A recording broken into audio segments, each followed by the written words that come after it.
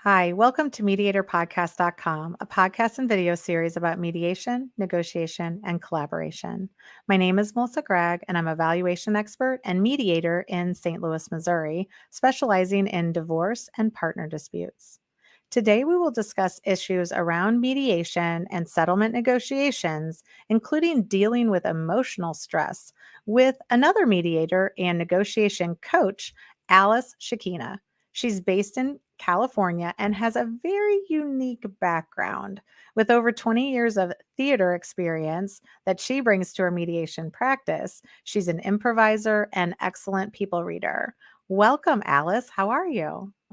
Good. Thanks for having me, Melissa. I'm really excited to be here. I think So a couple of things, like one of the things I do let them know is that I want them to have a conversation. So I'm like, if it's your turn to talk, like you don't go over 10 minutes. I'm like, keep it around 5, but don't, because sometimes people will talk for 30 if you don't set the boundaries. Right. And you say, okay, Melissa, tell me your side. And all of a sudden you're off to the races talking for half an hour. So I let them know from the beginning that is not allowed here. Right. And so we go about with that. And then I always utilize the mirroring technique when I'm sensing that people aren't able to hear each other. So I don't do it like as a matter of course, because I want to help people as quickly as they can.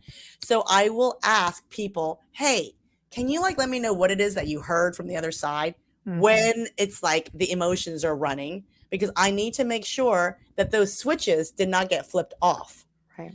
And so that actually helps tremendously. And the reason why I'm telling you this and the reason why I know this is because usually during the times that I'm noticing, like, oh, I don't know if communication is happening, let me ask. They usually look at me and they're like, I'm sorry, I can't repeat back anything because I didn't hear anything. Nothing. And I'm like, you didn't hear what? It's like, and I do this with my kids and I was like, what did you just hear? And they're like, you were talking about milk. And I was like, no. Yeah, exactly. No.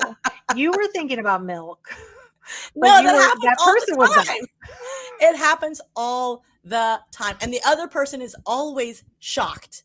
They're always like, you didn't hear anything I said. You just sat there and you listened to me. But they're in their heads. They're thinking about whatever they're thinking about. They're freaking out. They're stressed out, whatever, right?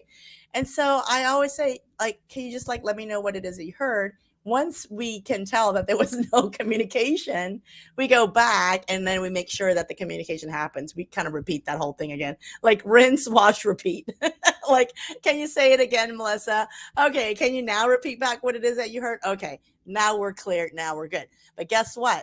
When the person is repeating back what they heard accurately, their emotions are tamped down. You cannot comprehend what somebody is saying when you're like super emotional. It's just not going to happen. Like your brain doesn't function that way. And so by asking them to listen carefully, because I'm going to go back and say what it is that you heard, I'm keeping their emotions like down. I'm holding them down.